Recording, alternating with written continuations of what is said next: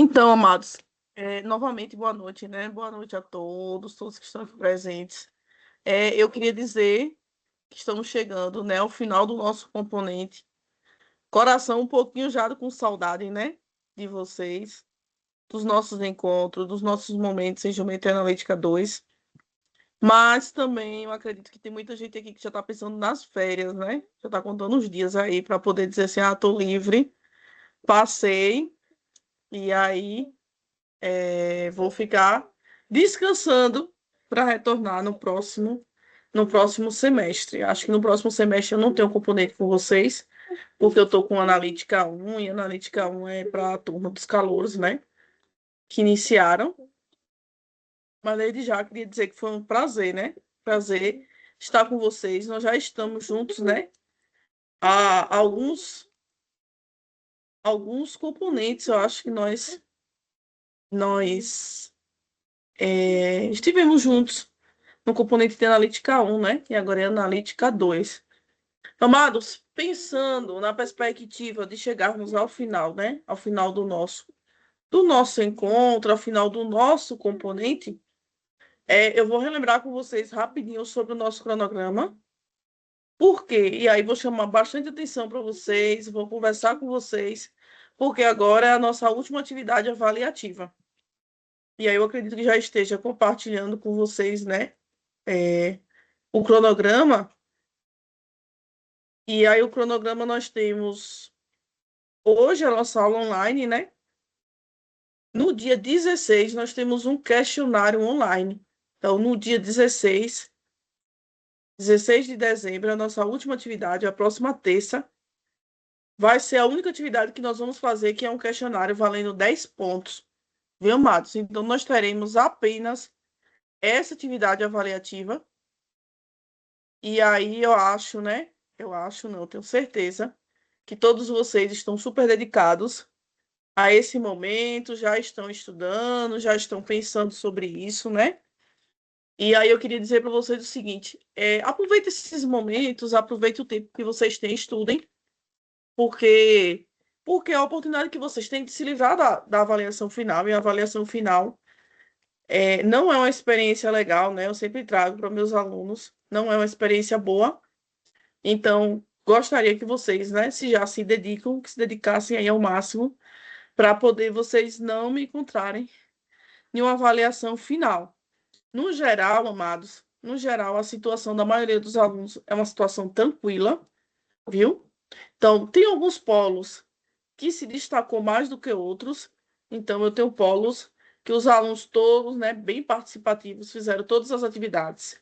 Eu tenho outros polos que não houve a participação dos alunos, e aí me deixa muito preocupada com relação aos polos, porque é específico do polo, né? Tem polo que é uma galera mesmo que não fez as atividades, mas ainda temos esse momento, mesmo para aqueles que não fizeram as atividades, ainda tem essa última oportunidade, que é o nosso questionário online, que fazendo, né, ainda tem a possibilidade de chegar na final.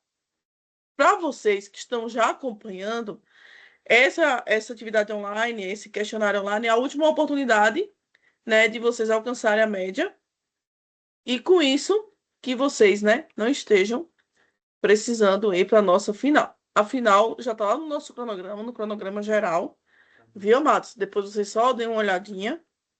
Mas com relação ao nosso cronograma da unidade, a nossa avaliação é dia 16. Amados, lembro mais uma vez que, nesse caso, tem que ser assim, não fazer em último caso, dos últimos, e caso vocês não consigam, que vocês estejam, né, enviando uma solicitação de segunda chamada o mais urgente possível.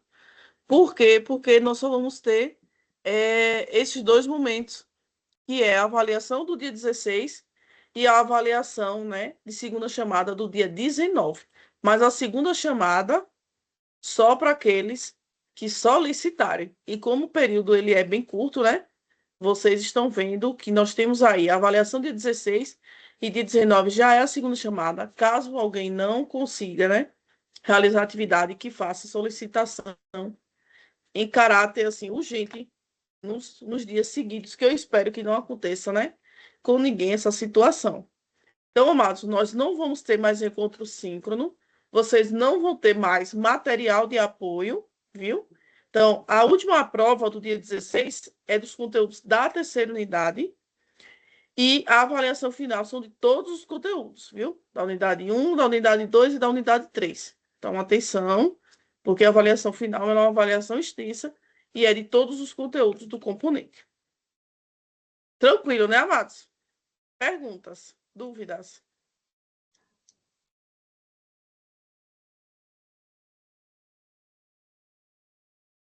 Pronto, então vou desligar minha câmera. Na semana, né, do Encontro 5, eu ia dizer na semana passada, mas não foi na semana passada. Na semana do Encontro 5, no nosso último Encontro 5, que foi o encontro de quádricas, nós iniciamos a fala sobre quádricas, né?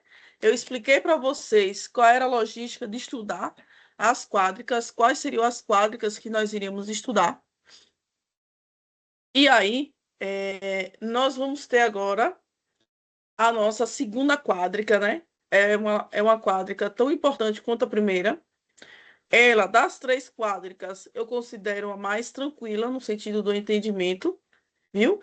Então, eu acredito que não vai ser difícil para vocês. Então, vocês vão ver que das três, né? A que tem a equação mais tranquila, a que tem o formato mais tranquilo, a questão dos traços, é o elipsoide. O elipsoide, amado, pelo nome já diz para vocês, né? Já diz para vocês de onde é que vem essa quádrica. Lembrando que a quádrica é uma figura tridimensional. E aí, o que que acontece? Vocês vão ter aí um elipsoide, eu estou representando esse elipsoide no plano YZ, né? Então, se vocês analisarem, eu tenho um elipsoide aí dado pela equação y, uma elipse, né? Dada pela equação y ao quadrado sobre b ao quadrado, mais z ao quadrado sobre c ao quadrado igual a 1. Então, eu tenho essa elipse, e essa elipse ela vai sofrer uma rotação. E a rotação dela é um giro, que ela pode dar esse giro em torno do meu eixo Y, em torno do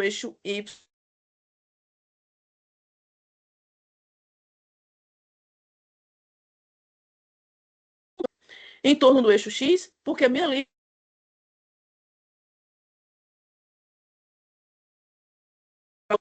é YZ. Todo mundo tá me escutando, amados? Eu acho que minha internet aqui tá bugando aqui meu áudio. Vocês estão me ouvindo? Estão me ouvindo, né?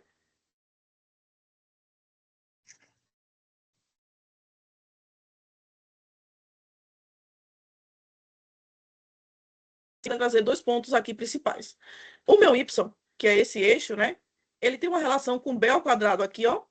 E ele, na verdade, representa a medida do semi-eixo da gente, que é a medida, né, da distância do centro da minha elipse até onde essa elipse toca o eixo Y. Com relação ao Z, o que nós temos é uma relação de Z com C, e aí vocês vão ver que na própria elipse nós vamos ter uma relação, né, do tamanho do semi-eixo. Então, a primeira coisa, Matos, que eu vou dizer para vocês é que quando vocês forem observar as quádricas, os valores que ficam no denominador têm uma relação com o tamanho do semi-eixo. Quer dizer que é o valor em que aquela figura vai tocar o eixo. Então, se eu tenho aqui B, é onde toca o eixo Y. Se eu tenho C, é onde toca o eixo Z. Se eu tiver o A, é onde toca o eixo X. Então, cada um nós vamos ter aqui uma relação para que aconteça, né, a questão dos tamanhos, até para poder mudar a forma também. Agora, imagine que eu tenho essa equação y ao quadrado sobre b ao quadrado mais e ao quadrado sobre c ao quadrado igual a 1. E agora nós vamos fazer um giro dessa figura. Nós vamos fazer um giro dessa figura. Observem aqui o meu desenho. Observe a equação. Eu tenho aqui uma elipse. E aí vou agora sair dessa figura rapidinho para a gente ir para uma outra página.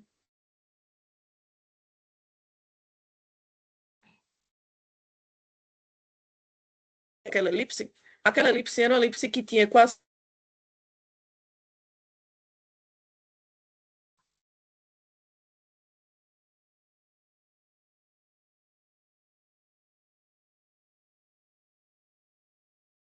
Y ao quadrado sobre B ao quadrado.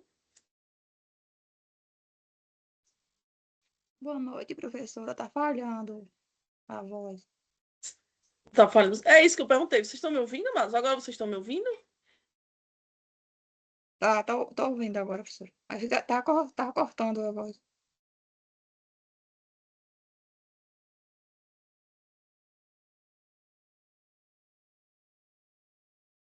Conseguem me ouvir?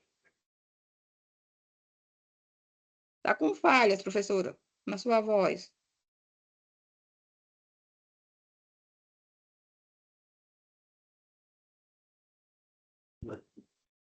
Amados, melhorou?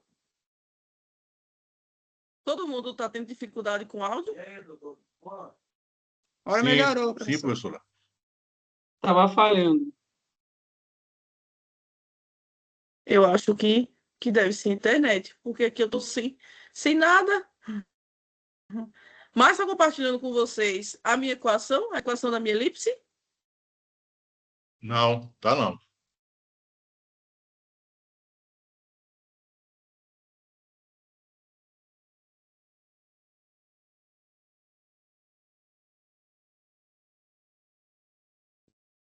Está compartilhando com vocês a equação y ao quadrado sobre b ao quadrado. Não, tá não, professor.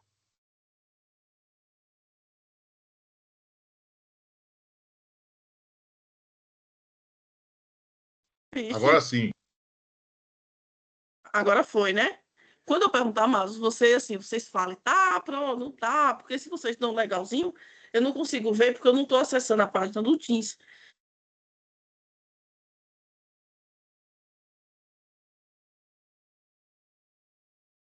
Tranquilo, não tá tranquilo. Aqui, amados, é uma equação de uma.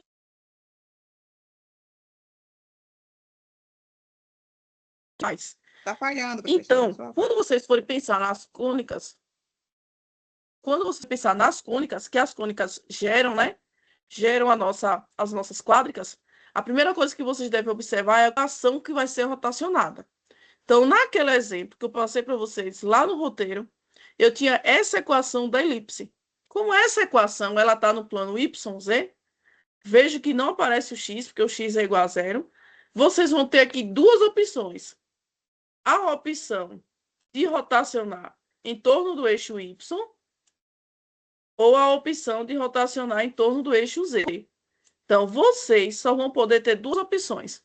Ou essa elipse ela rotaciona em torno do eixo Y ou rotaciona em torno do eixo Z. Então, a gente não tem como ter a rotação dela em torno do eixo X. Se ela rotacionar em torno do eixo Y, lá pelas nossas aulas de quádricas, aquela parte inicial da substituição, nós vamos ter o seguinte: a nossa equação, na verdade, ela vai ser substituída. Se ela rotacionar em torno do eixo Y, eu vou substituir em Z. Se ela rotacionar em torno do eixo Z, eu substituo em Y. Quem é que nós vamos substituir? Aquela raiz. Vou rotacionar em torno do eixo Z, então vou substituir o Y, mais ou menos a raiz quadrada. Se eu rotacionei em torno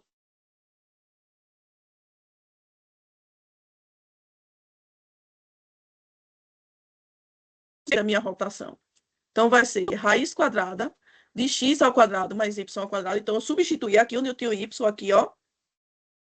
Substituir pela aquela equação lá do início da demonstração, que é mais ou menos raiz quadrada de x ao quadrado mais y ao quadrado. E isso aqui elevado ao quadrado da nossa equação, dividido por b ao quadrado. O restante eu vou copiar, amados, do mesmo jeito, né? Então, aqui vai ficar z ao quadrado sobre c ao quadrado igual a 1. Quando eu elevo esse parênteses que eu tenho aqui de mais ou menos raiz quadrada de x ao quadrado mais y ao quadrado, e eu elevo ao quadrado, qual é o nosso resultado?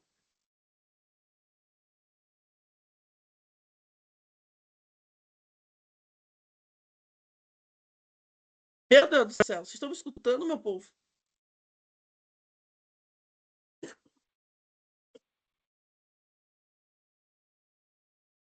Quando eu elevo ao quadrado, amados, aquela raiz, qual é o nosso resultado?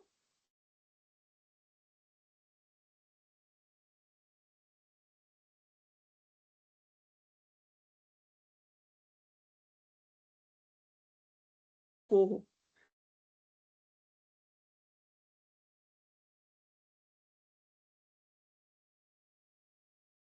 Amados, alguém aí me dá um oi para me dizer assim, dá isso, não dá aquilo, ou não está compartilhando com vocês, ou vocês não estão escutando. Se eu levar isso aqui ao quadrado, o que acontece? Esse parênteses. É igual quadrado, parênteses. Isso.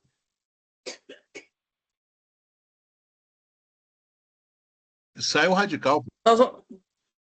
Aí, até que enfim, eu pensei que eu estava aqui me acabando de falar e ninguém me deu nem um pingo de ousadia. A raiz some, né?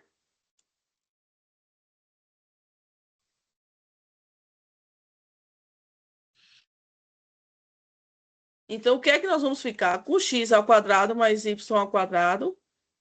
Tudo isso sobre b ao quadrado. Mais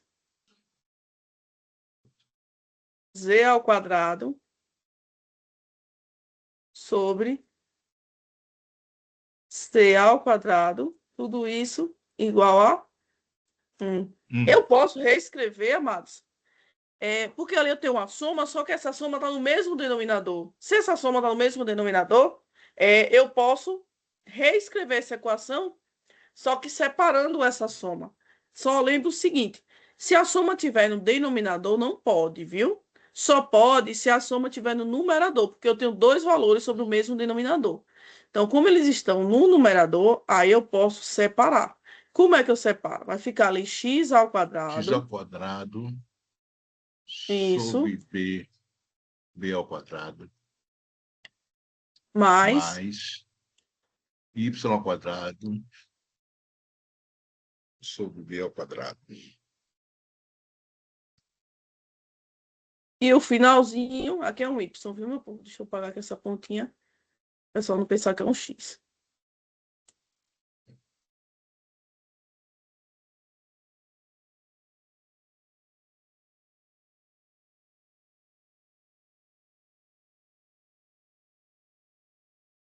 Aí, amados, nessa equação, o que acontece? Ela se parece muito com a equação da elipse, né?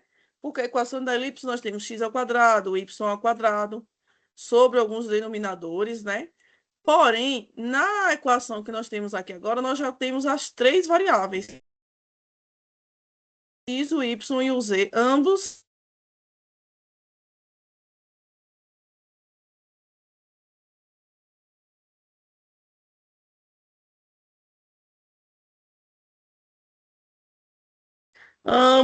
estão sendo elevados ao quadrado e de um lado igual a 1. Aqui eu cheguei, Matos, em uma das equações que representa para a gente o elipsoide. Então, nós temos aqui para vocês uma das possibilidades de equação do elipsoide. X ao quadrado sobre b ao quadrado, mais y ao quadrado sobre b ao quadrado, aqui é um b ao quadrado, mais z ao quadrado sobre o c ao quadrado. Então, aqui nós temos uma representação. A equação, eu queria mostrar para vocês com isso, né? De onde é que vem a nossa equação? Por que que chegou nessa equação da elipsoide? Então, na verdade, o que foi que nós fizemos? Equação da elipse, que é a cônica que gera, né? Essa é a cônica que gera a nossa figura. Da equação da elipse, nós vamos lá para a parte inicial de quádricas, que é essa questão aqui. E aí, depois disso, fazendo a substituição, a gente encontra a nossa equação, que é a equação do elipsoide. Veja que nessa equação, apesar de ser parecida com a equação da elipse, nós temos as três variáveis, né, as três incógnitas, x, y, z, sendo elevado ao quadrado. E nós temos também aqui outros valores. E aí nós vamos ver também que muda. Se eu tiver, pessoal, ó, digamos que eu tenha essa mesma elipse, e aqui eu rotaciono em torno do eixo Z. Se eu rotaciono em torno do eixo Z, eu substituo na outra incógnita, né? Que nesse caso é o Y. Mas se eu rotacionasse ela em torno do eixo Y, nós ficaríamos com a seguinte equação, ó. Nós teríamos y ao quadrado sobre B ao quadrado mais. Aí agora, onde tem o Z, aí nós iríamos substituir por mais ou menos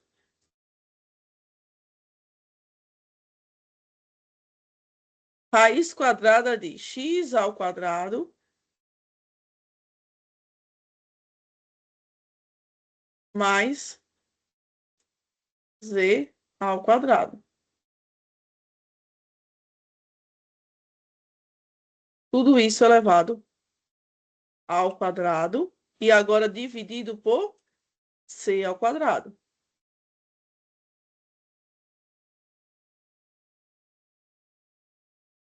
Igual a 1. Vejam o seguinte, amados. Ó, quando vocês forem substituir, isso aí vale para todas as equações de quádricas, viu?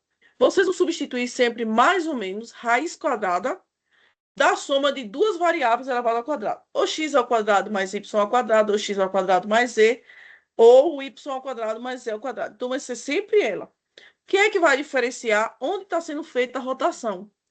Nesse caso, a minha rotação foi feita em torno do eixo z. Então, o que é que nós vamos ter na raiz? O x e o y. Nesse caso, a minha rotação foi feita no eixo y, né? Esse segundo exemplo que eu vou só organizar aqui agora. Então, se a minha rotação foi feita em torno do eixo y, ele é o que não aparece na minha raiz. Então, a raiz vai ser de x ao quadrado mais z ao quadrado. Só reorganizando, né?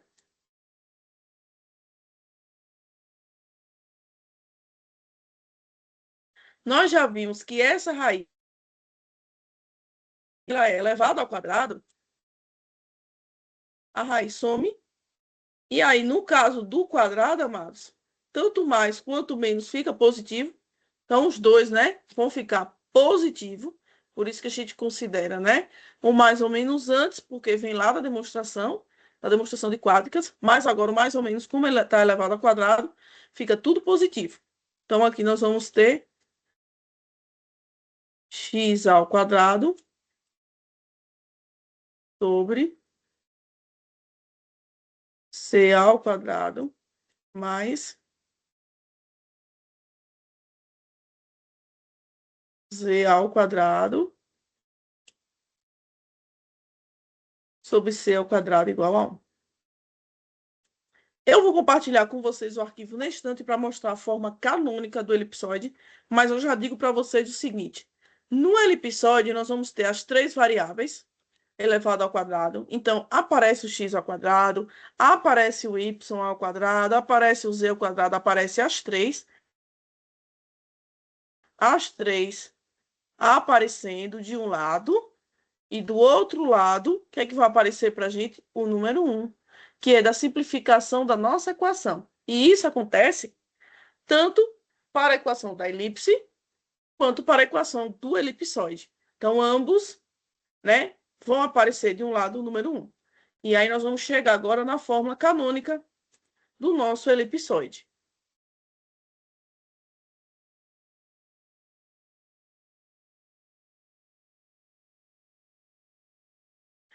Aqui a nossa representação, amados, das duas possibilidades, né, de rotação. Aqui é rotacionando em torno do eixo Y. Então, nós temos aquela mesma elipse do exemplo anterior, rotacionando em torno do eixo Y. Então, o desenho muda. Se vocês analisarem, quando eu fiz a demonstração, quando rotaciona em torno de valores de eixos diferentes, nós temos dois itens sobre B e depois nós temos dois itens sobre C. No desenho também pode mudar, viu, amados? Então, o que é que nós temos aqui primeiro para mostrar para vocês é o seguinte: geometria analítica, a parte geométrica e a parte algébrica. A parte geométrica, o comportamento fica desse jeito, parecendo aquelas bolas de, acho que é futebol americano, que vocês pegam e jogam. É uma bola aí que é de algum esporte, mas parece também muito o formato de um ovo. Então, se vocês observarem, né? O ovo, ele tem o formato de um elipsoide. E aqui nós temos a outra possibilidade, que é rotacionando em torno do eixo Z. E aí nós vamos chegar à nossa forma canônica. Então, aqui, pessoal, nós temos a representação da forma canônica da equação, que representa para a gente um elipsoide. E aí, veja o que aqui aparece o A, só para mudar a questão dos eixos. Porque lá nós tínhamos apenas o eixo YZ, porque considerava a elipse no plano YZ. Mas a nossa equação canônica, ela vem com x, y, z, A, B e C, ambos com a sua representação nesse mesmo formato. Agora eu estou compartilhando com vocês o meu arquivo, né? Meu arquivo do roteiro.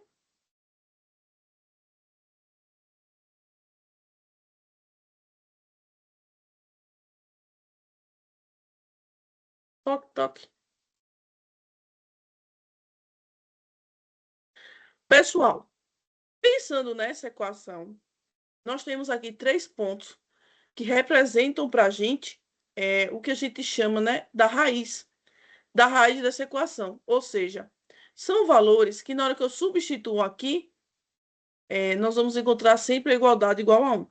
Quem são esses 3 pontos? Mais ou menos A e o 0, 0. Porque se você tiver x aqui ó, igual a mais ou menos A, você vai ter mais ou menos A ao quadrado, que dá A ao quadrado, dividido por A ao quadrado dá 1. O 0 mais ou menos B, a mesma logística, mais ou menos B para Y, e o mais ou menos C para Z. Então, esses 3 pontos é o que a gente chama, né, de raiz ou solução dessa equação.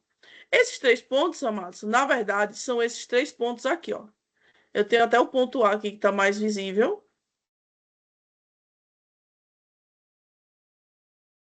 Está aparecendo para vocês o meu elipsoide? Tá sim, professor. Aê, obrigada, amada. Eu pergunto, fica todo mundo no silêncio. Aqui um pontinho. Então, esse pontinho aqui ó, é uma das raízes. Então, quando eu falo raiz da equação do elipsoide, na verdade, é esse pontinho aqui, é onde o meu elipsoide toca o eixo X. O meu mais ou menos B é onde toca o eixo Y. Então, mais B é esse ponto e menos B do outro lado. E nós temos aqui ó, mais ou menos C, que é o menos C na parte de baixo, mais C na parte de cima, que é onde toca o eixo Z. Então, aqueles 3 pontos representam para a gente as raízes da equação, porque são os pontos onde o meu elipsoide toca os eixos ordenados x, y e z. Amados, ó, com relação à minha equação canônica, eu tenho essa equação aqui, porém, eu não preciso necessariamente que A, B e C tenham o mesmo valor ou que sejam valores diferentes. Então, não existe essa obrigatoriedade dentro do elipsoide. Esses 3 valores, eles podem ter os 3 valores diferentes, eles podem ter 2 com valores iguais e um diferente, ou eles podem ser os 3 iguais. Então, a gente não precisa, viu, amados? A, B e C não tem necessidade nenhuma, não tem uma relação direta que obrigue que eles tenham tal comportamento ou não. Porém, quando acontece desses 3 valores terem o mesmo valor, né? O mesmo número, está dizendo para vocês que a distância do centro, aí eu vou voltar aqui, ó, e aí eu vou fazer a pergunta para vocês. Ver se vocês estão prestando atenção. Aqui eu tenho 3 pontos, esse ponto de cima, esse ponto A e esse ponto B. Então, a distância do centro, que é a distância desse O, que é o centro do meu elipsoide, até aqui é o que mede a distância do centro até esse ponto é o que mede B, e a distância do centro até o C, né? Essa é uma distância C. Se nós tivermos aqui os 3 valores iguais, vocês concordam comigo que essas 3 distâncias vão ser a mesma?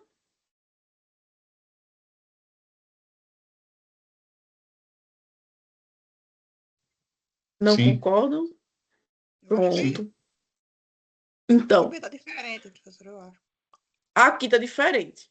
Aí, se o valor de A, o valor de B e o valor de C na equação for igual, se os 3 forem iguais, quer dizer que a distância até o centro do nosso elipsoide vai ser a mesma. Então, a mesma distância com relação ao eixo X, com relação ao eixo Y e com relação ao eixo C.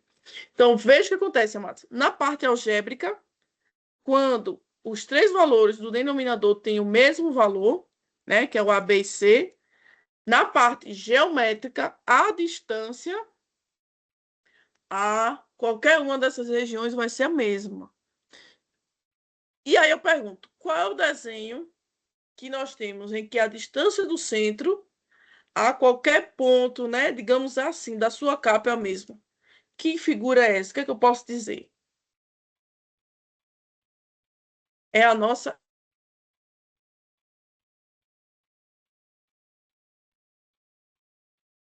esfera também. E a esfera vocês trabalham, né? E a distância do centro a qualquer região dele, né? Como se fosse dessa capa, dessa cobertura, vai ser sempre o raio.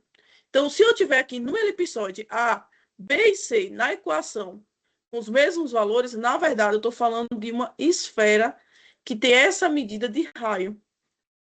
Aí a equação passa a ser essa daqui, ó. X ao quadrado mais y ao quadrado mais e ao quadrado igual a ao quadrado. Então, aqui nós temos a equação de uma esfera. Quando é que nós temos esfera? Quando o valor de A é igual ao valor de B e também é igual ao valor de C. É a única possibilidade que nós temos de ter, né, aí uma superfície esférica, que é quando os três valores são iguais. Aqui eu mostro para vocês as três possibilidades que nós temos. Inclusive, amados, quando vocês forem estudar, eu espero, né, que vocês estejam estudando, vão ter livros que vai até indicar alguns nomes. Tem o Plato e tal. Então, esses nomes não interferem. Por quê? Porque o que você precisa saber com relação à parte algébrica e como vai ser esse desenho no formato. Então, não precisa você decorar nome, porque a gente nem trabalha tanto com os nomes dos elipsoides. O interessante é vocês saberem como funciona a parte algébrica para vocês entenderem como funciona a parte geométrica. Então, eu tenho aqui, ó, esse primeiro exemplo.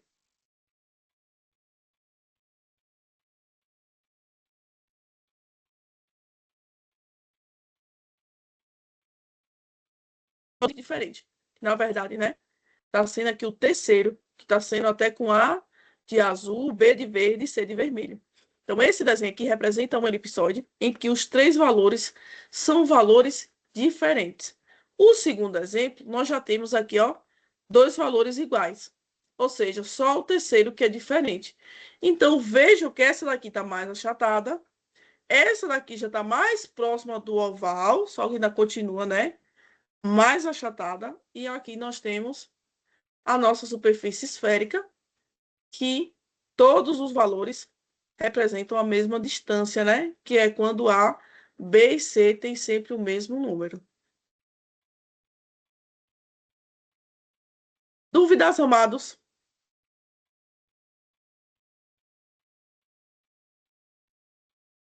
Nenhuma dúvida?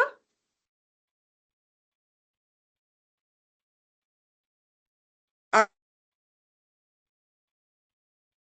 vamos falar dos traços.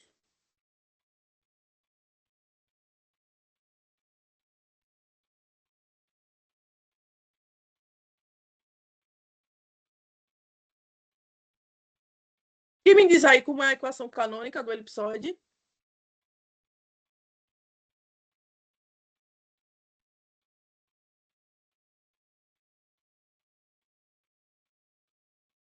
Como é, meu povo, a equação canônica do elipsoide?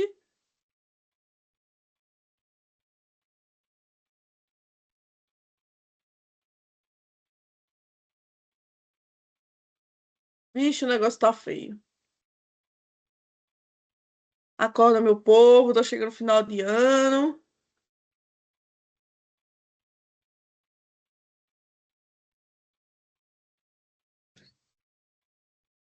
Alguém tá acompanhando comigo a minha escrita? X ao quadrado sobre A ao quadrado, né? Quadrado.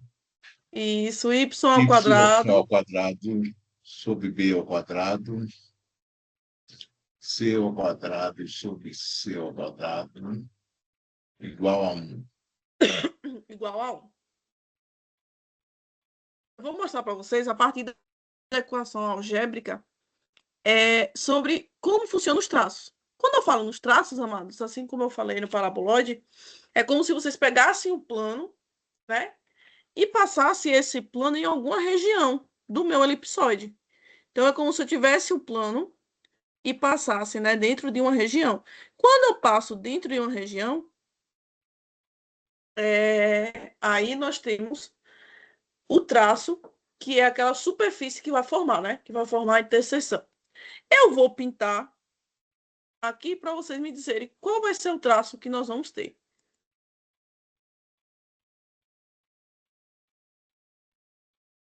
Vou pintar de verde essa região aqui. Se eu passar um plano sobre o meu plano X, vai sobrar essa equação. E essa equação que sobrou é uma equação de qual das cônicas?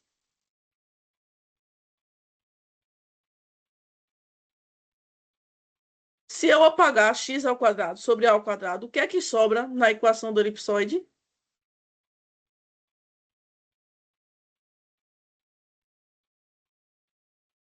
Isso aqui representa qual das cônicas, amados? Uma?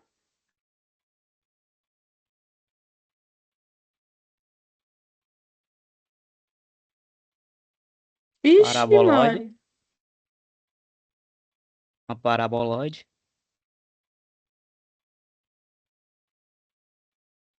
Deixa só essa equação. Qual é a cônica que ela formou? Qual é a equação que tem essa cônica?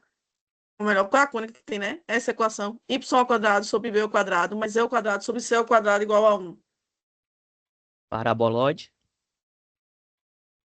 Não necessariamente o parabolóide. É uma cônica.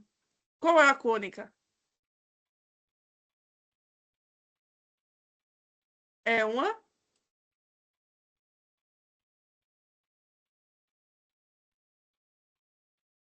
Gente, uma elipse, né? Não é isso, amada? Equação de uma elipse?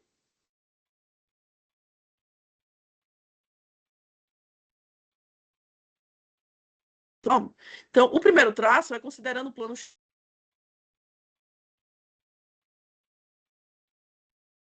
elipse. Agora eu vou voltar e vou pintar agora outra região.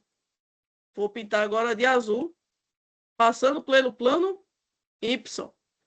Se eu passar um plano pelo plano Y, olha o que é que sobrou. X ao quadrado sobre A ao quadrado, mais C ao quadrado sobre C ao quadrado, igual a 1. Que é uma equação de uma.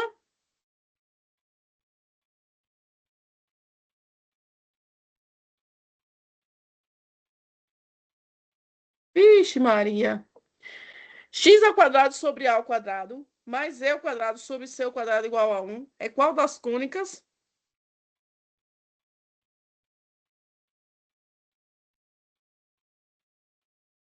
Uma elipse também, né, amados?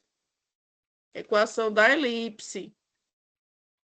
E o último traço é se eu considerar o plano passando pelo Z. E aí eu vou ter isso daqui, ó. Eu cancelo essa parte que está de amarelo.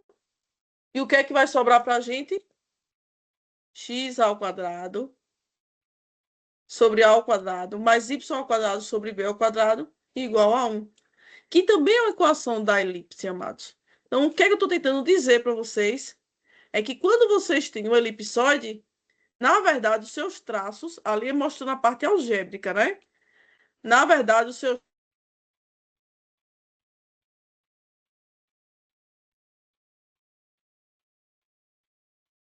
as elipses. E elas vão mudar de tamanho ou de formato. Aqui o nosso desenho.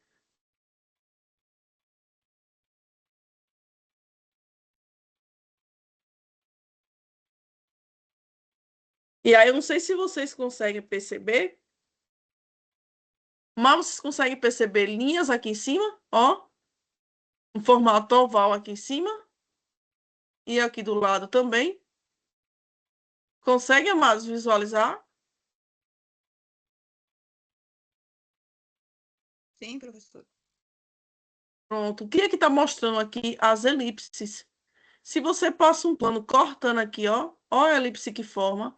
Se você passa um plano cortando aqui a outra elipse, então tá mostrando para vocês essas linhas, são as elipses, que são os traços do nosso desenho. Então, a gente já viu na parte geométrica, que é essa daí, e também já viu na parte algébrica, que é quando a gente anula um daqueles itens, ou x, ou y, ou z. Então, quando a gente anula um daqueles três, o que sobra para a gente é uma equação. E essa equação, na verdade, é a equação de uma elipse, que são os traços. Pessoal, cada uma das nossas quádricas tem diversas possibilidades de traços, que é quando um plano secciona a figura. No caso do elipsoide, é a única que só tem possibilidade de traços, as elipses, viu? E aqui é quando acontece, né?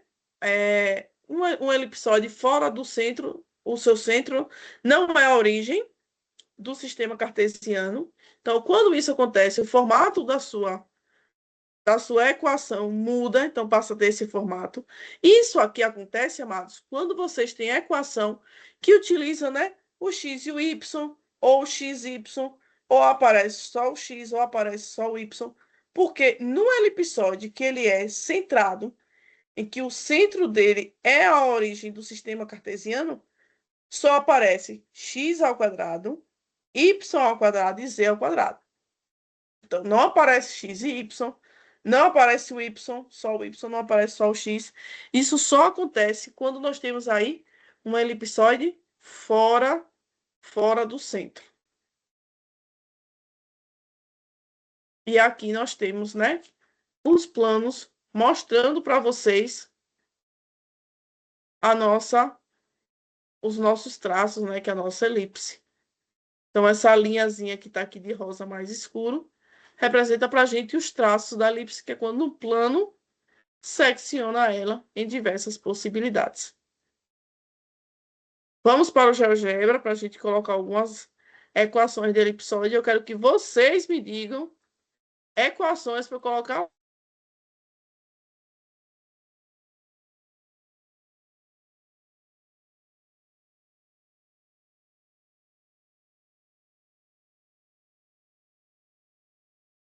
Me digam aí, amado. X ao quadrado sobre quanto?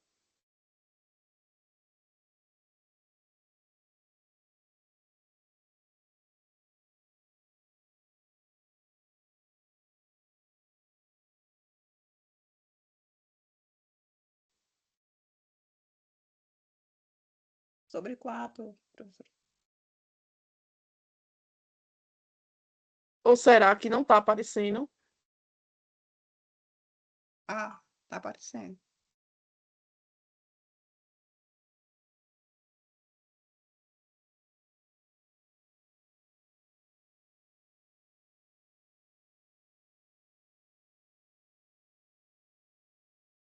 Cadê minha... Cadê meu elipsoide, amados?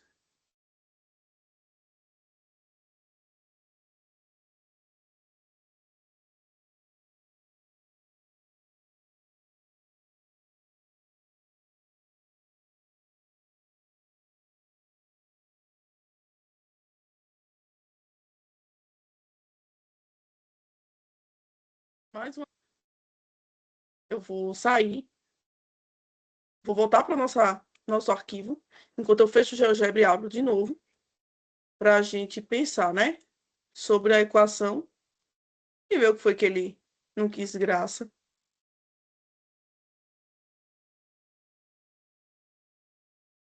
Amados, quando vocês estiverem resolvendo as questões, é importante que vocês se atentem ao seguinte. Primeiro, com relação ao tamanho, o tamanho dos nossos eixos. E aí, como é que vocês vão saber com relação ao tamanho?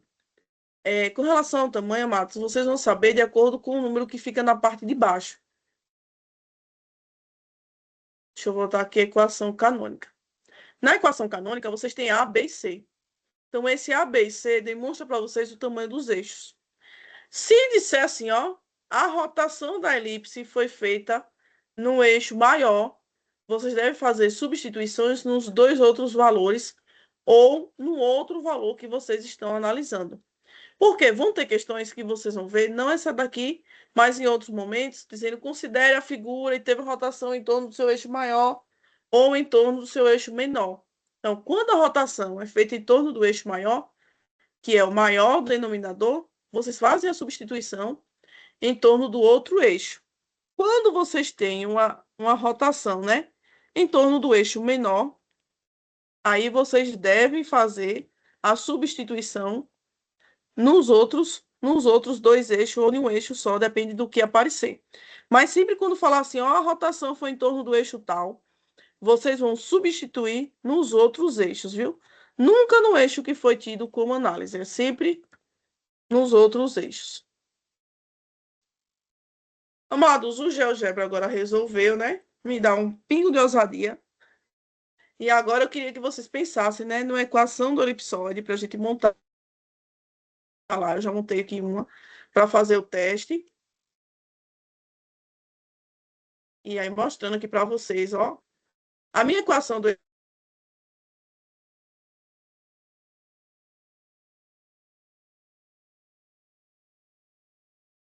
resultado sobre 49. Eu não sei se vocês conseguem observar, mas no eixo X, que é o vermelho, eu vou ter aqui, ó, sempre a distância de 4. Então, vocês vão ter aqui, ó, menos 4 e 4. Para o eixo verde é o y. Então, o meu y ao quadrado está sobre o 25. Se ele está sobre o 25, quer dizer que essa distância, esse ponto aqui, ó, é 5 e menos 5. Então, vocês vão ter essas duas logísticas. E o eixo de azul, que é o z ao quadrado sobre o 49. Aí vocês vão ter aqui, ó, sobre 7, que é 7 menos 7, porque nós temos aí a distância, né? Que é a distância dos eixos. Amados, quando vocês tiverem esses valores aqui de baixo, a raiz quadrada deles é a que dá a distância dos eixos. Então, se eu tenho 25, qual é a raiz de 25? Mais ou menos 5. Quer dizer que a distância vai ser 5 para vocês, né? Relacionado aos nossos eixos. Amados, vou compartilhar com vocês aqui rapidinho, vou só mostrar. E depois a gente já retorna para o nosso GeoGebra. E aí eu vou já iniciar hiperboloide, viu?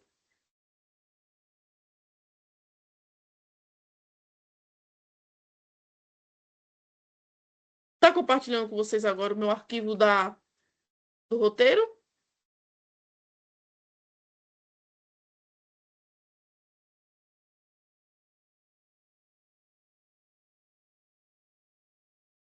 Ó, pessoal, aqui eu tenho uma equação, né? Essa equação, a primeira coisa que vocês devem observar é que apareceu o x e o y, ou seja, ela é uma equação que ela não tem o centro dela na origem do sistema cartesiano. Então, isso daí é um dos pontos principais que vocês devem observar. Então, ela não tem, né, um centro com o ponto 00. Ela tem um centro que o ponto dela é diferente. Para vocês, aqui está pedindo que vocês determinem o centro e o raio. A primeira coisa que vocês devem fazer é completar quadrado. E aí, como é que completa quadrado, amados? Vocês vão ter que reorganizar essa equação para que vocês escrevam no formato de C termos elevado ao quadrado. O primeiro passo é organizar todo mundo próximo dos seus itens, né? Ou seja, todo mundo que tem X, eu escrevi primeiro, depois todo mundo que tem Y e depois o Z. E tudo que não tem, eu jogo para o outro lado da igualdade, que nesse caso só tinha o menos 12, passou 12. Na hora que vocês vão completar quadrado, eu preciso pensar na ideia, né, da soma de dois termos, ou seja, o quadrado da soma. Quando a gente tem um quadrado da soma, é sempre o primeiro termo ao quadrado, duas vezes o primeiro vezes o segundo e o segundo ao quadrado. E aí, amados, vocês vão ter que aprender como reescrever isso daqui nesse formato. Então, eu já tinha aqui x ao quadrado mais 6x. Então, o que eu posso pensar? Eu já tenho o primeiro termo ao quadrado. Como aqui o x não está ao quadrado, aqui é o segundo termo, que é duas vezes o primeiro vezes o segundo. Então, se eu dividir 6 por 2, vai dar 3. Como o terceiro termos teria que ser o segundo ao quadrado, seria 3 ao quadrado, que dá 9. A mesma coisa aqui, ó.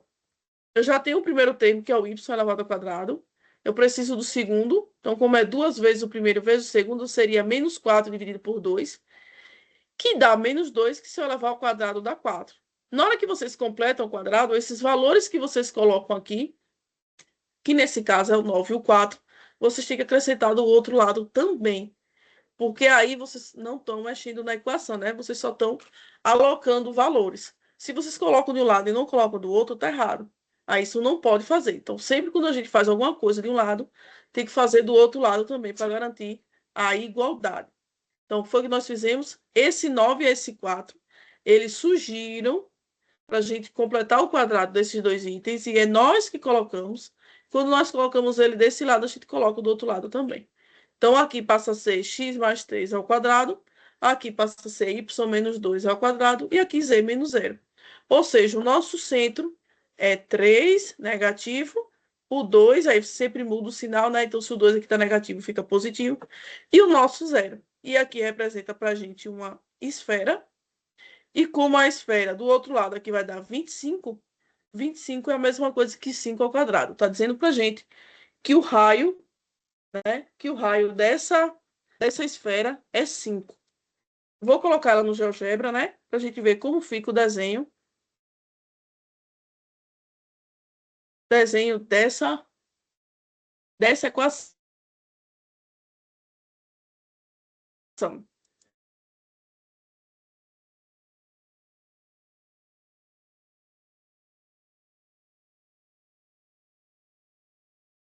É x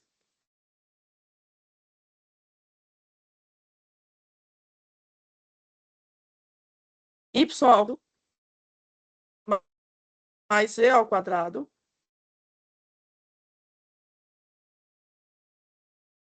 mais 6x menos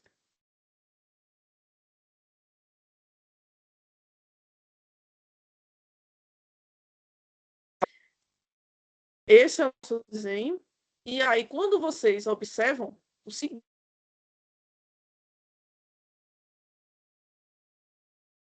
centro não representa. Não está aparecendo na tela, não, professor. Pelo menos Mas para espera. mim. Olha a diferença. Professor, Oi, amada, pode ser. não está aparecendo, não, na tela. Não está aparecendo, não, amados? O GeoGebra? Pelo menos para mim não está, não, professor. Então, deixa eu parar de compartilhar e compartilhar novamente para ver se vai.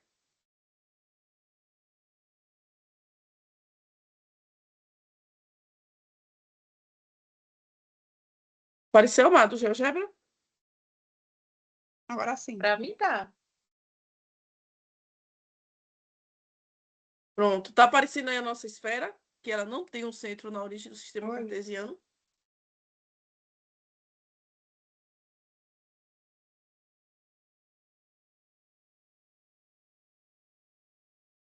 Amados, está aparecendo a esfera, que não é centrada.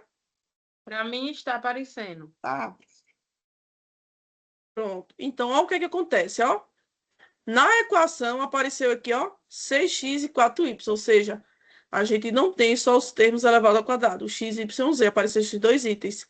Quando isso acontece, olha o que acontece com o nosso desenho. O centro dele, que está mais ou menos, né, nesse ponto, ele não é a origem do nosso sistema cartesiano, porque o nosso sistema cartesiano, a origem está aqui, ó, nessa análise. Então, quando a gente olha o desenho, é isso que acontece. Então, isso aqui que é uma figura não centrada. A figura não centrada quer dizer que o centro dela não é a origem do sistema cartesiano. Isso geometricamente falando. Mas, algebricamente, a figura não centrada é quando aparece ou o x ou o y. Mas, no geral, amados, todos os elipsoides aparecem sempre x ao quadrado sobre um valor, mais y ao quadrado sobre um valor, mais z ao quadrado sobre um valor igual a 1. Então, sempre quando isso acontece, são elipsóides que são centrados. A origem coincide com o centro, né, da nossa imagem. Pergunta sobre elipsoide.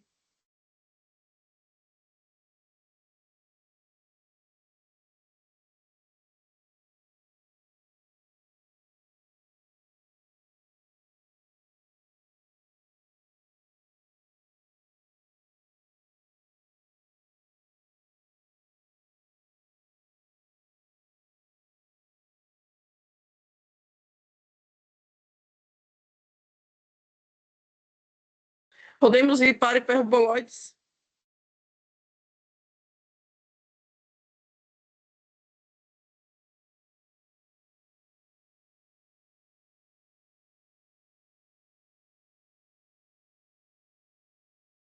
Estou compartilhando com vocês, amados, meu arquivo, meu roteiro. Assim, professor. Amados, cada quádrica ela é obtida a partir da rotação de uma das cônicas, né? Então, todo parabolóide é a rotação de uma parábola. Todo elipsóide é a rotação de uma elipse. E agora, a nossa última quádrica é a rotação do hiperboloide. É a rotação da hipérbole, né? O hiperbolóide, que é a nossa última quádrica, é a rotação da hipérbole. Antes de falar agora sobre essa quádrica, eu queria chamar a atenção para vocês sobre a equação. A hipérbole, amados, é a única das cônicas que a gente trabalha com menos na sua equação. Então, se vocês analisarem, né, a equação da parábola, a equação da elipse, todas elas é só sinal de mais, e a hipérbole é a única que tem um sinal de menos. Isso vai interferir diretamente na equação de hiperboloide. Mas eu queria que, antes de falar na equação, que vocês observassem bastante esse desenho aqui. Aqui é a nossa hipérbole, ó, os dois comportamentos. É uma hipérbole que está no plano YZ. Então, vejam, né, que para o x a gente não tem um valor. Até na equação, né, o x não aparece. E aí eu queria que vocês agora, olhando esse desenho, imaginassem essa hipérbole rotacionando em torno do eixo Y. Então, eu quero que vocês, né, imaginem esse eixo Y aqui. E imagine essa hipérbole fazendo essa rotação, que é a rotação na horizontal, né? Imaginem na cabeça de vocês, pensem aí. Ela rotacionando em torno desse eixo Y na horizontal. Imaginaram como fica o desenho? Como é que vocês acham que ficaria o desenho dessa quádrica?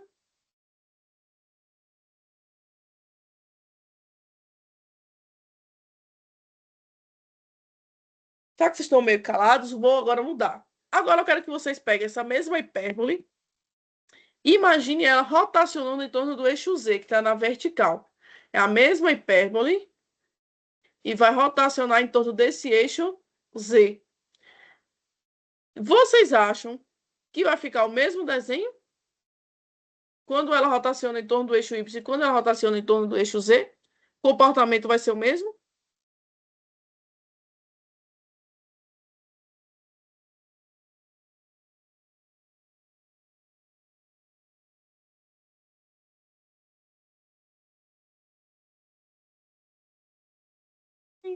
Eu acho que sim, professor.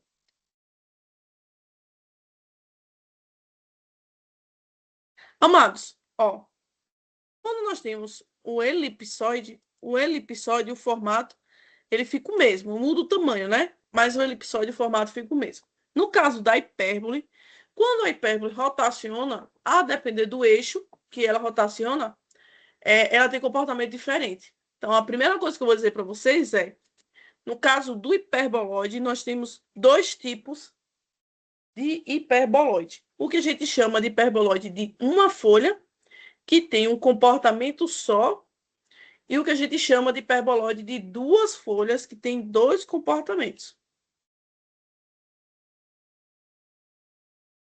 Se vocês analisarem essa hipérbole rotacionando em torno do eixo Z, é o que vai dar para a gente o hiperboloide de uma folha. E aí, quando nós temos o hiperboloide de uma folha, olha como fica o comportamento dela. Olha que interessante. Se vocês pegarem aquela hipérbole lá do início, que a gente colocou lá no início e rotacionar em torno do eixo Z, que está na vertical, o comportamento vai ser esse daqui. Então, vejam que a gente não tem uma quebra, digamos assim, né, do desenho. É um desenho só, formado, né, como se fosse com como se fosse dois suportes de jarro, não sei, um ao lado oposto do outro, mas é sempre ligado. Não tem, assim, um corte no gráfico. Então, isso é o que a gente chama de hiperboloide de uma folha. É um comportamento só. Olha! O povo tá animado.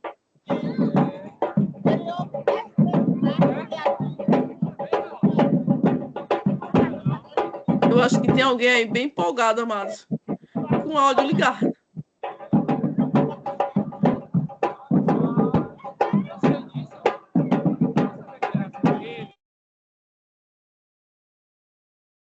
Era só para mim? Só eu estava escutando, minha gente, que às vezes...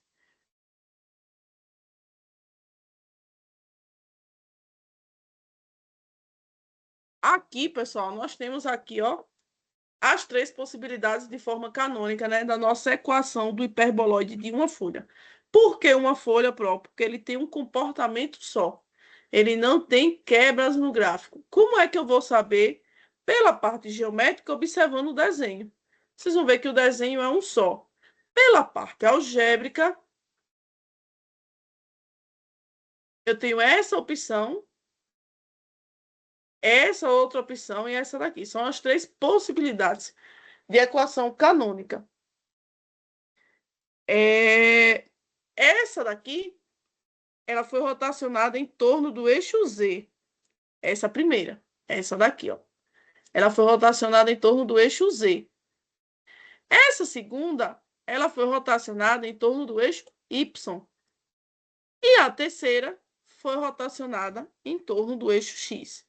A primeira em torno do eixo Z foi a rotação da hipérbole. A segunda em torno do eixo Y, a rotação da hipérbole. E a terceira, a rotação foi feita em torno do eixo X. Isso é questão geométrica. Na parte algébrica, quem poderia me dizer o que é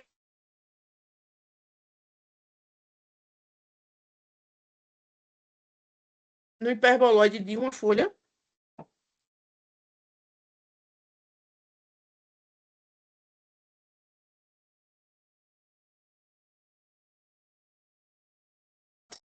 A primeira equação é o eixo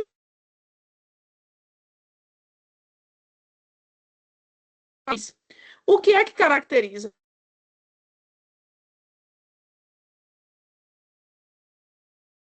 Atenção.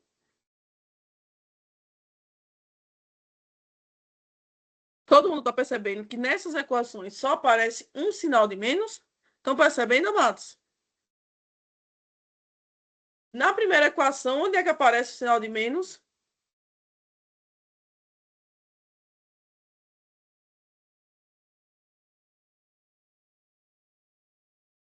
Meu povo, meu povo.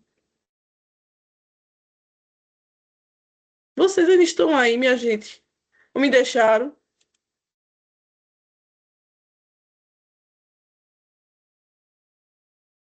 Entre o y ao quadrado, sobre o quadrado, z ao quadrado e c ao quadrado.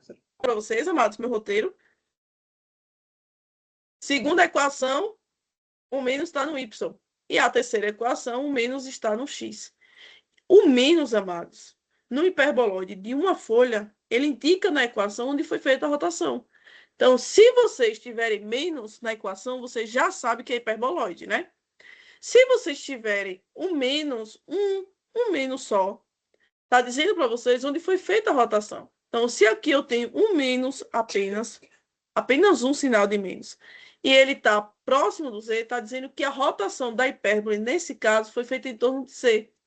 Aqui só aparece um sinal de menos, e ele está próximo do Y, então indica que a rotação foi feita em torno do eixo Y. E, por último, indica que a rotação foi feita em torno do eixo X. Geometricamente, indica em qual eixo nós estamos rotacionando, nós estamos girando a hipérbole.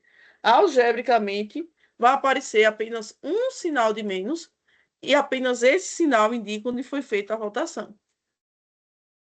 Nós temos as possibilidades de traços, no caso do hiperboloide, né?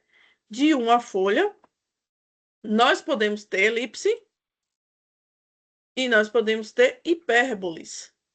Então, no caso, se vocês pegarem aqui, ó, essa equação, se eu tirar esse item aqui, o que é que vai sobrar?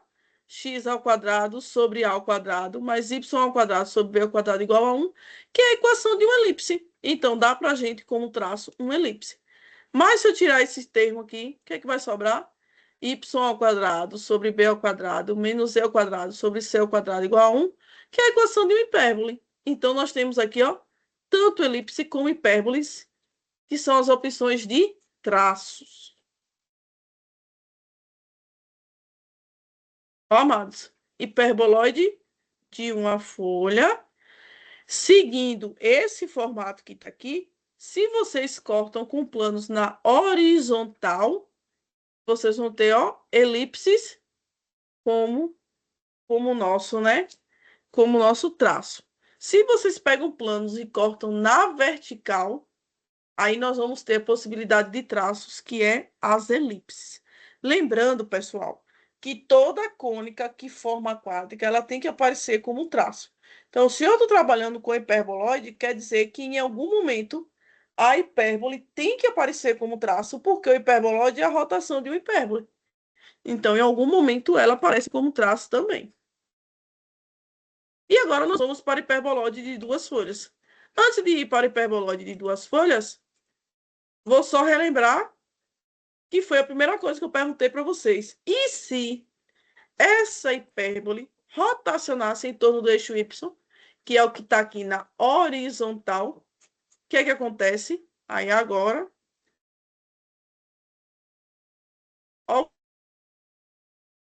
acontece, ó, o comportamento totalmente diferente do outro, né? Então, no caso dos hiperboloides, amados, no desenho, eles vão ter comportamento totalmente diferente um do outro. Então, a depender de onde vocês estão rotacionando, o desenho é totalmente diferente. Aqui é o que a gente chama de hiperboloide de duas folhas. Vejam que é como se meu gráfico ele não tivesse totalmente unido. É como se ele fosse cortado aqui nessa parte, não tem uma ligação entre menos B e B.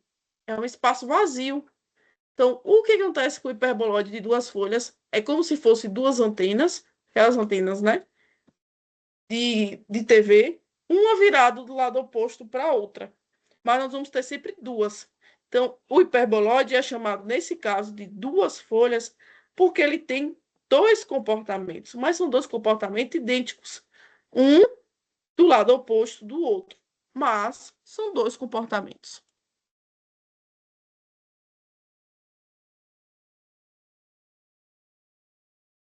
Olha que bonito. Esse hiperboloide parece duas tigelas, né? De lados opostos.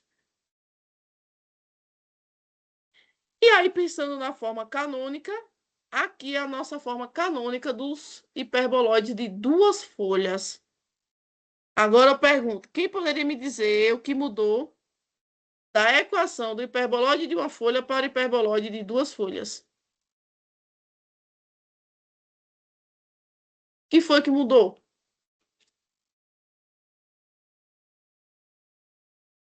Os sinais, né, professor? Tem dois sinais, né? Exato. O sinal de menos. E o que acontece? Quantos sinais de menos tinha na outra e quantos tem agora? Ela tinha um e Um. aqui tem dois. A outra tinha só um sinal de menos, né? Pronto, amada. Você trouxe a resposta corretíssima. Pela equação, amados, como é que vocês vão diferenciar se é um hiperboloide de uma folha ou se é o hiperboloide de duas folhas? Pelo sinal de menos que vai aparecer. Se aparecer somente um sinal de menos, aquele hiperboloide é de uma folha.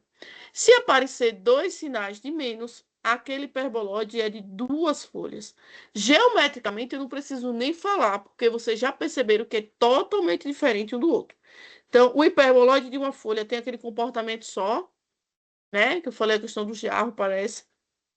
E o hiperboloide de duas folhas é como se fosse duas antenas, uma do lado oposto da outra, né? Virada. Com relação à parte algébrica, vocês vão perceber pelo sinal de menos. O que vai diferenciar para vocês é o sinal de menos, amados. Só que agora eu queria chamar a atenção de vocês para uma coisa. Quando nós temos o hiperboloide de uma folha, deixa eu procurar aqui a equação. O hiperboloide de uma folha aparece somente um sinal de menos, e esse sinal de menos indica onde foi rotacionado. Ou seja, aqui eixo Z, que a gente já falou, e tal. Quando nós temos o hiperboloide de duas folhas, o sinal de mais que vai indicar onde foi rotacionada aquela hipérbole. Então, não é mais o sinal de menos, é o sinal de mais. Então, por exemplo, aqui, ó, essa equação é o hiperboloide de duas folhas, porque eu tenho dois sinais de menos, então garante para a gente que é o hiperboloide de duas folhas. E, além disso, a rotação foi feita em torno do eixo Y, porque é o único lugar que está com o sinal de mais. Esse hiperboloide também é de duas folhas, porque tem dois sinais de menos, e a rotação foi feita em torno do eixo X, porque é o único que aparece com o sinal de mais. Então, pessoal, o que acontece? Para saber se é de uma folha ou de duas folhas, é a quantidade de menos. Uma tem um sinal só e a outra tem dois sinais. Para saber onde foi feita a rotação, o hiperboloide de uma folha é no sinal de menos que aparece, que é único. No hiperboloide de duas folhas é no sinal de mais, que também vai ser único, vai ser uma única opção. E agora nós vamos ver a questão dos traços, né? Nós vamos ter a possibilidade também de elipses, que a gente já viu, hipérboles, e nós vamos ter também a possibilidade do conjunto vazio. Vou pensar aqui no desenho, amados, para vocês pensarem junto comigo sobre como seria, né? Esses traços. O que acontece? Ó, se vocês passarem na horizontal, de modo que seccione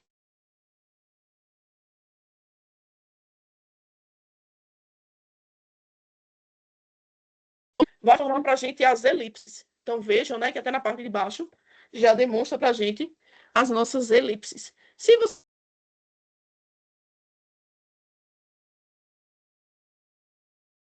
tem a possibilidade das hipérboles, que é o que está aqui do lado.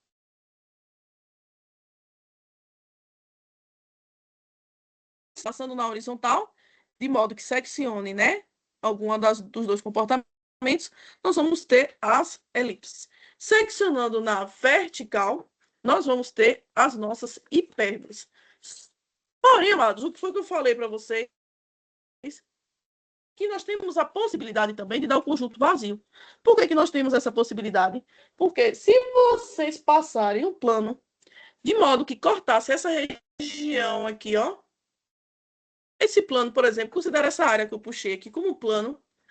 Nesse lugar que eu passei, não tem nenhum comportamento, não vai ter nenhuma interseção entre o meu hiperboloide e o meu plano. Então, nessa região, que vai de B a menos B, ela tem uma interseção vazia. Ou seja, aqui vai ser o meu traço, é o meu conjunto vazio. Tranquilo, amados? Vamos ver no GeoGebra como é que fica?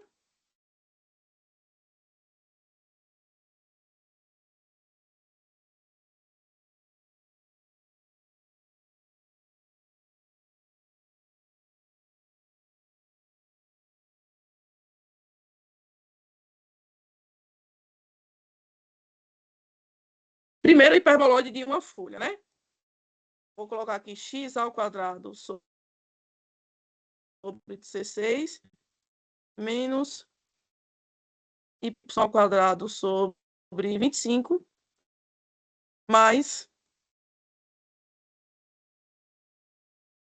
c ao quadrado sobre 9 igual a 1.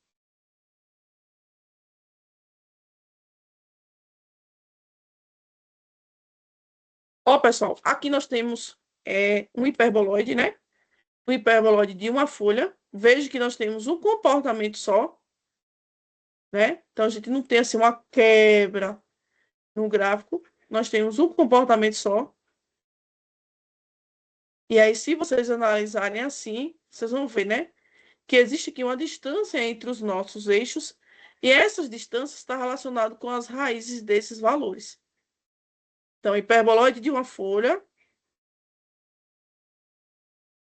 nós temos um comportamento só, E na equação vai aparecer somente um menos.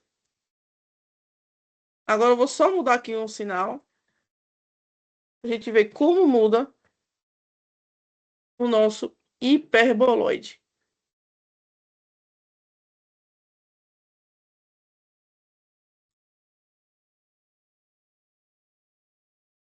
Nós temos aqui o nosso hiperboloide de duas folhas. No hiperboloide de duas folhas, vejo que ele tem dois comportamentos. É como se essa parte aqui, essa região daqui, fosse um comportamento e essa outra região fosse outro comportamento de forma idêntica, porém de lados opostos, né? E aí vejam que nesse caso, se vocês passam um plano cortando assim, já dá para ver aqui a possibilidade da elipse como traço, né? Então a gente tem, que foi o que eu falei para vocês, possibilidade de ter elipses como traço.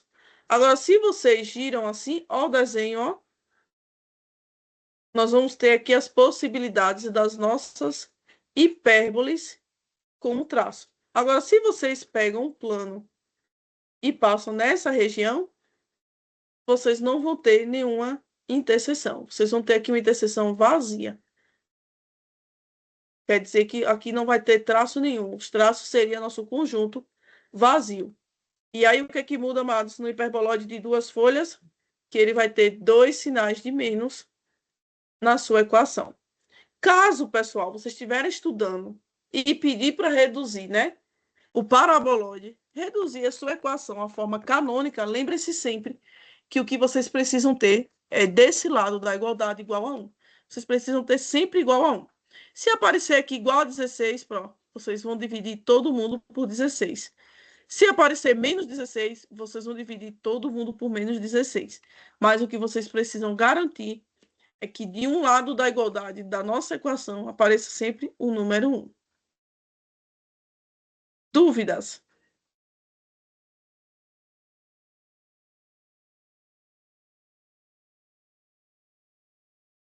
Dúvidas, amados? Hiperboloide de uma folha, hiperboloide de duas folhas.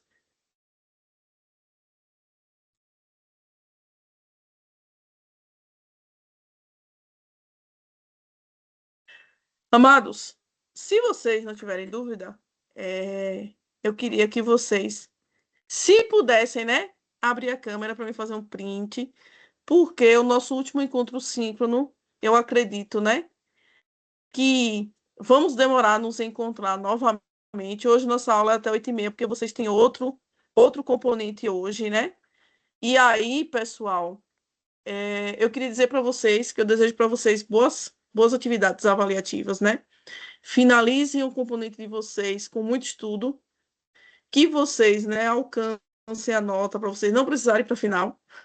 E que, além disso, vocês, né, tenham aí um Natal muito abençoado, tenham uma virada de ano assim, muito especial, que 2026 traga, assim, excelentes conquistas para vocês, muitas realizações, que todos os sonhos que vocês desejam, né, que todo mundo tem sonho, eu acredito que todo mundo aqui, independente de idade, independente de cidade, todo mundo tem alguma coisa que vocês estão guardando aí no coração, que vocês desejam. E aí eu torço que isso que vocês, né, que isso que vocês torcem aí, que desejam que aconteça em 2026, que sejam coisas boas. Se não, amados, se não tiverem dúvidas, também se não quiserem abrir a câmera, nós vamos finalizar por aqui. Esse encontro síncrono eu vou colocar lá no nosso AVA, viu? E aí vocês vão poder encontrar, vão poder assistir de novo depois para vocês estarem estudando.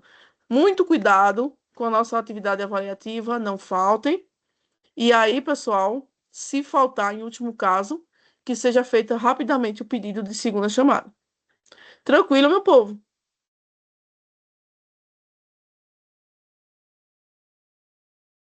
Só tenho 2 alunos abrindo a câmera. Olha para isso. Gente, todo mundo trabalhando, né? Todo mundo ocupado. Aí, ó, aparecendo mais. Rapidinho, pessoal, vou tirar um print que eu vou postar, né, no meu Instagram, marcar lá o NEAD, dizendo assim, muito feliz com a finalização de mais um componente. Uma turma que eu tive, né? Tive muito prazer de trabalhar já 2 semestres. E aí eu acredito que, quem sabe, né? Lá na frente a gente sempre está mudando as nossas perspectivas. Mas desejo tudo de bom, meu povo. Vou fazer aqui um xizinho. Aê, pessoal, muito bom. Permite que eu poste, né? No meu Instagram, porque vocês sabem que eu só posso postar se vocês autorizarem, né? Sim, professora. Então, amados, tchau, tchau, pessoal. Até mais, nos encontramos por aí. Bom Natal, boa virada de ano. Joguem duro na minha atividade avaliativa. Ô, E nos Pro, encontramos, né? Por aí. Pode perguntar. Pro, Pode tá perguntar, pode ouvindo? ser, amado. Ô, Pro, assim, a senhora poderia falar um pouco mais sobre essa avaliação, sobre a avaliação, como dar um pouco de dica, né? Como será, quantas questões terá, mais ou menos assim. Sim, é um questionário online. Vocês vão ter, né, múltiplas escolhas. Vai ser todas as questões, eu acredito que seja de marcar, pelo menos da última vez que eu marquei foi tudo de marcar. E aí vai ter muita questão, né, das equações. Dificilmente vai ter mais de gráfico. É mais a questão das equações. Então, se atentem bastante, né? As equações, se atentem quando for fazer o giro, se é em torno do eixo maior, se é em torno do eixo menor. Mas o ponto principal vai ser a parte algébrica, viu, amados? E aí o questionário online tem o período do tempo, né? Tomem cuidado com o tempo que fica aberto só durante a noite. E aí, para vocês também, né? Terem esse domínio do tempo com relação ao período da atividade. Quando ela fechar, vocês não vão ter mais como fazer. Ela só tem 2 tentativas. Tá certo, Pro? Obrigado. Feliz Natal, um próspero ano novo e até 2026, se Deus permitir. Amém. Obrigada, amado. Tchau, meu povo. Tchau, professora. Feliz Boa Natal pra noite. você. Boa noite. Boa noite, Feliz Natal.